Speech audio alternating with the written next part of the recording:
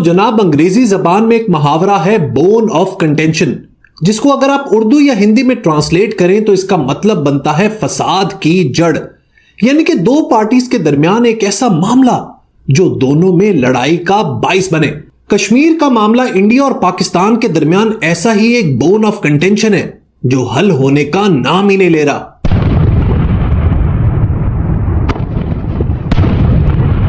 पाकिस्तान और इंडिया कश्मीर की वजह से पिछले 76 सालों में 3 जंगें लड़ चुके हैं। पहली जंग का आगाज उसी साल हो गया जिस साल दोनों मुल्क आजाद हुए, यानी कि 1947। दूसरी जंग हुई 1965 में और तीसरी जंग हुई कारगिल में इन द ईयर 1999। लेकिन मसला कश्मीर आज भी कायम है। इससे पहले कि हम कश्मीर के रेजोल्यूशन की बात करें, हमारे लिए यह जानना जरूरी है कि आखिर ये मसला है क्या, इसकी तारीख क्या है, फैक्ट्स क्या है और रियलिटी क्या है। इट्स ऑब्वियस कि इंडिया और पाकिस्तान में अपने अपने नैरेटिव्स बताए जाते हैं। पाकिस्तान में भी ब्रेन वॉश है और इंडियन मीडिया की तारीखी ड्रामेबाजी का तो कोई मैच ही नहीं है पूरी दुनिया में। लिहाजा मेरी ये वीडियो डेडिकेटेड है इंडिया और पाकिस्तान के उन शहरियों के लिए जो कश्मीर के मसले को गहराई से समझना चाहते हैं विदाउट एनी बायस। इस वीडियो में की गई एक एक बात सिर्फ सच पर मबनी होगी। सो अपनी गपशप का आगाज करते हैं। सो जनाब, कश्मीर की जो वैली है, कश्मीर का जो रीजन है, वो पाकिस्तान और इंडिया के नॉर्थ में मौजूद है। इसको जम्मू एंड कश्मीर इसलिए कहा जाता है क्योंकि इस पूरे एरिया में 2 रीजन मौजूद हैं, जम्मू रीजन और कश्मीर वैली। यहां पर मैं आपके सामने पाकिस्तान और इंडिया दोनों का पर्सपेक्टिव रखना चाहूंगा। 1952 से 2019 तक इंडिया जम्मू एंड कश्मीर को एज अ स्टेट कंसिडर करता था, लेकिन 2019 में under article 370 of the Indian constitution Indian parliament ने Jammu and Kashmir reorganisation act pass की, जिसने जम्मू एंड कश्मीर की स्टेट को डिसॉल्व कर दिया और इस पूरे इलाके को 2 यूनियन टेरिटरीज में डिवाइड कर दिया, जिसमें से एक थी जम्मू एंड कश्मीर और दूसरी लद्दाख। लेकिन दोस्तों, कहानी अभी बाकी है। कश्मीर का एक और हिस्सा भी है जिसे इंडियंस कहते हैं POK, यानी कि पाकिस्तान ऑक्युपाइड कश्मीर।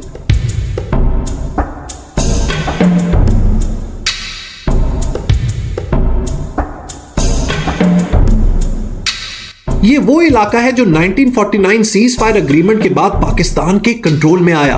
पाकिस्तान ने बाद में इस रीजन को 2 एंटिटीज में डिवाइड कर दिया, जिसमें से एक है आजाद जम्मू एंड कश्मीर और दूसरा गिलगित बल्तिस्तान। ये तो था दोस्तों इंडियन साइड का मैप। जो पाकिस्तान के साइड का मैप है वो POK को रिकॉग्नाइज नहीं करता। उसके लिए पाकिस्तान ऑक्युपाइड कश्मीर की कोई हैसियत नहीं है। जैसा कि मैंने आपको बताया, उस रीजन को हम लोग कहते हैं आजाद कश्मीर, जो एक सेल्फ गवर्निंग एंटिटी है जिसका अपना प्राइम मिनिस्टर है और लेजिस्लेटिव असेंबली है। AJK का कैपिटल मुजफ्फराबाद है। It is a beautiful place in the Kashmir valley. Kashmir की वैली का जो दूसरा हिस्सा है वो, like I said, is known as Gilgit Baltistan. United Nations Azad Jammu and Kashmir और गिलगित बल्तिस्तान को ग्रुप करके पाकिस्तान एडमिनिस्ट्रेड कश्मीर कहता है। जैसा कि आपको मैप में नजर आ रहा है, पाकिस्तान के मुताबिक जो कश्मीर की टेरिटरी इंडिया के पास है वो illegally occupied Jammu and Kashmir है। इसको डिस्प्यूटेड टेरिटरी भी कहा जाता है। सो दोस्तों, ये थी दोनों तरफ के मैप्स की हकीकत। अब आप इसके ऊपर बेतहाशा बहसबाजी कर सकते हैं, लेकिन मैंने आपसे प्रॉमिस किया था कि मैं आपके सामने दोनों साइड्स का पर्सपेक्टिव रखूंगा और वो पर्सपेक्टिव होगा फैक्ट्स की बेसिस पर। अब जरा इस मसले की तारीख समझने की कोशिश करते हैं, और ऐसा करने के लिए मुझे आपको लेकर जाना पड़ेगा साल 1947 में।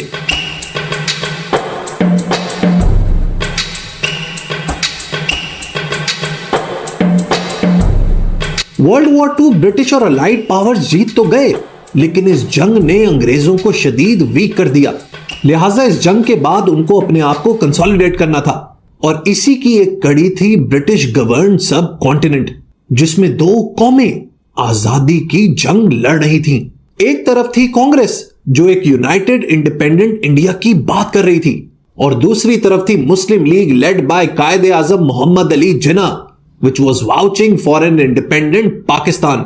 दोस्तों, इस बंटवारे का जो बेसलाइन फलसफा था वो थी 2 नेशन थ्योरी, जो ये कहती थी कि हिंदू और मुसलमान 2 अलग अलग कौमें हैं, इनका कल्चर अलग है, इनका रहन सहन बिल्कुल मुख्तलिफ है, लिहाजा इनके पास मुल्क भी अलहदा होने चाहिए। ब्रिटिश के पास 2 ऑप्शन थे, या तो वो पूरे इंडिया को इंडिपेंडेंट कर दें या फिर इसको 2 मुल्कों में तकसीम कर दें।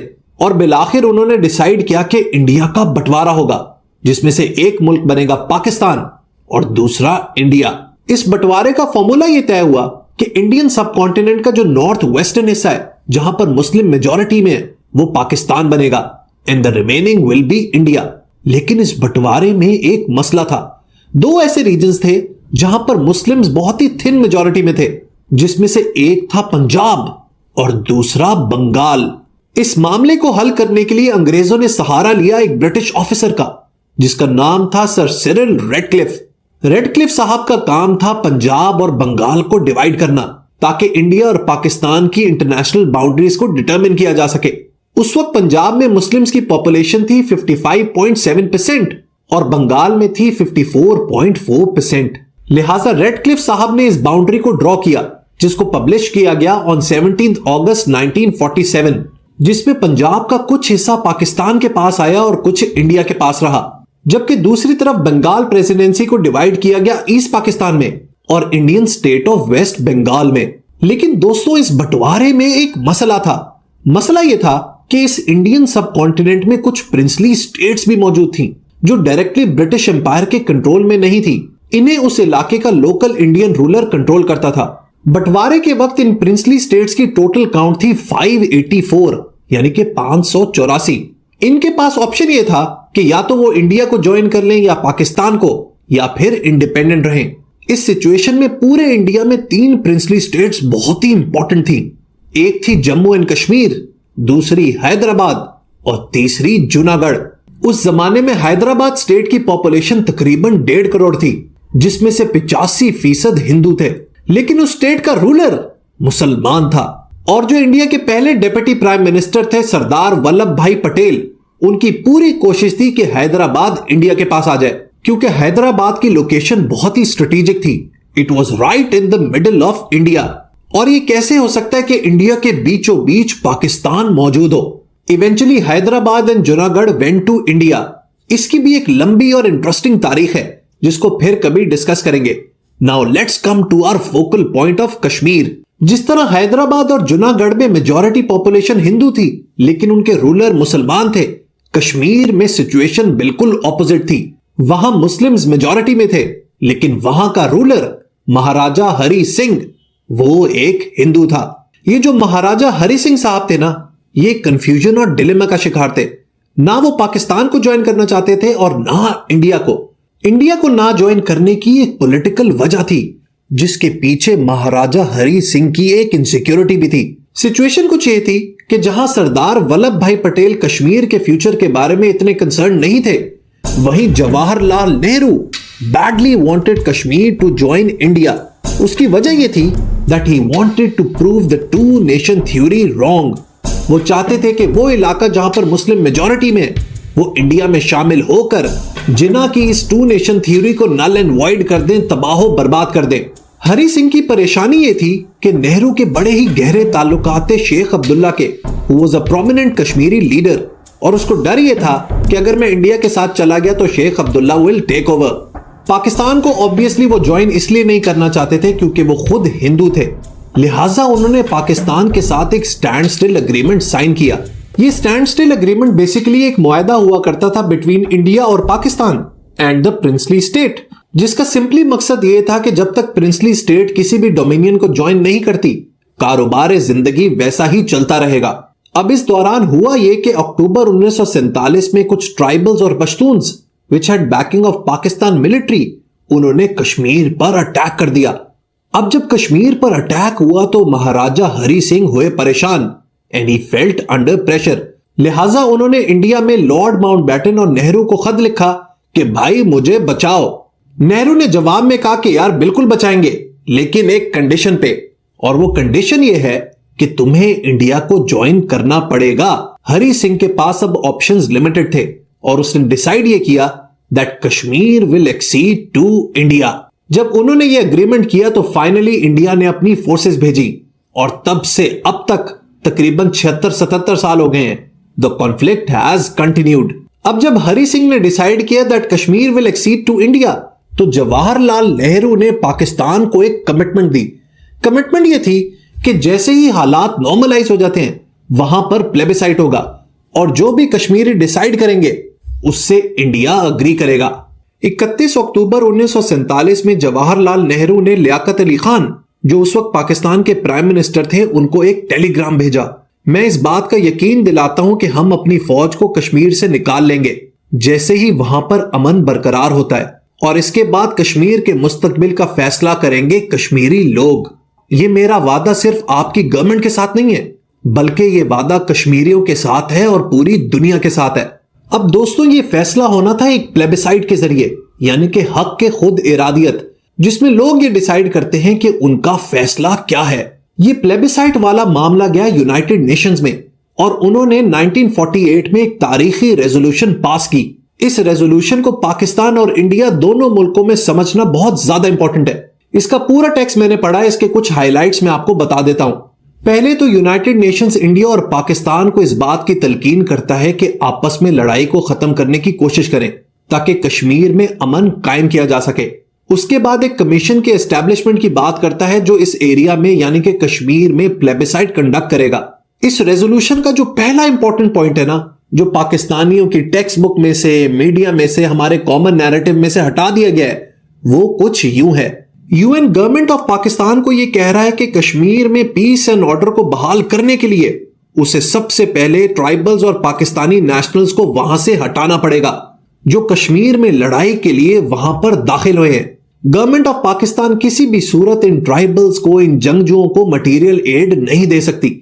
सो सबसे पहला पॉइंट यह है कि सबसे पहले पाकिस्तान को जम्मू एंड कश्मीर एरिया को छोड़ना है। दूसरा इंपॉर्टेंट पॉइंट यह है कि एक दफा जब पाकिस्तानी ट्राइबल्स वहां से चले जाएंगे तो इंडिया भी अपनी फोर्सेस जम्मू एंड कश्मीर में आहिस्ता आहिस्ता कम करता रहेगा और सिर्फ उतनी फोर्स रखेगा जो कश्मीर में लॉ एंड ऑर्डर को बरकरार रख सके।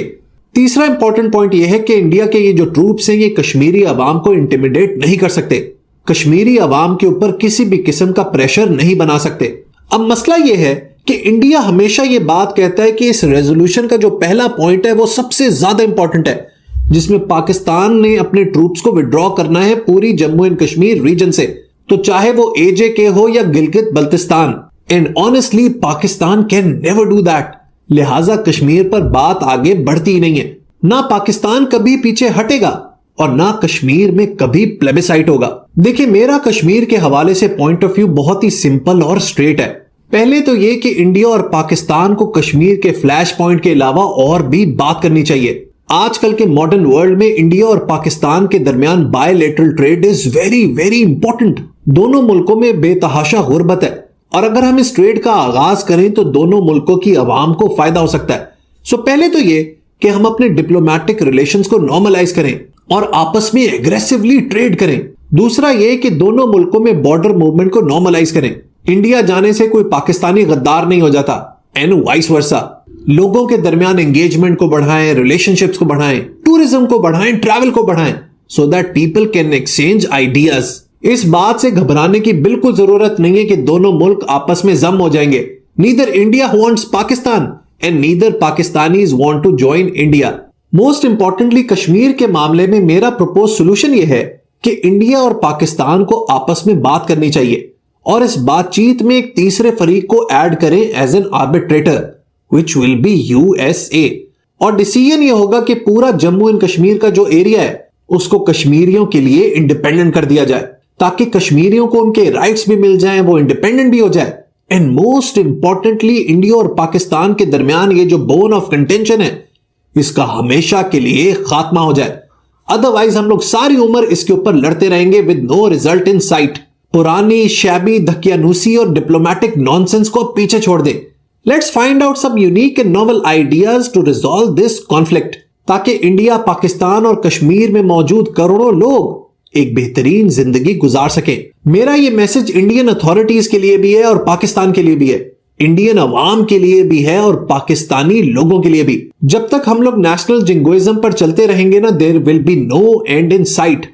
दोनों मुल्क एक ऐसे ट्रेडमिल पर भाग रहे हैं जिस पर कोई मंजिल नहीं है, लेकिन यह सिर्फ तब हो सकता है जब दोनों मुल्कों में स्टेट्समैन मौजूद हों, बड़े लोग मौजूद हों जो ये बड़े फैसले कर सकें। मेरी इस बात के बारे में जरूर सोचिएगा। It's better for the people of India and Pakistan and of course Kashmiris. Video पसंद आई हो तो लाइक बटन जरूर प्रेस कीजिएगा। Until next time, good bye.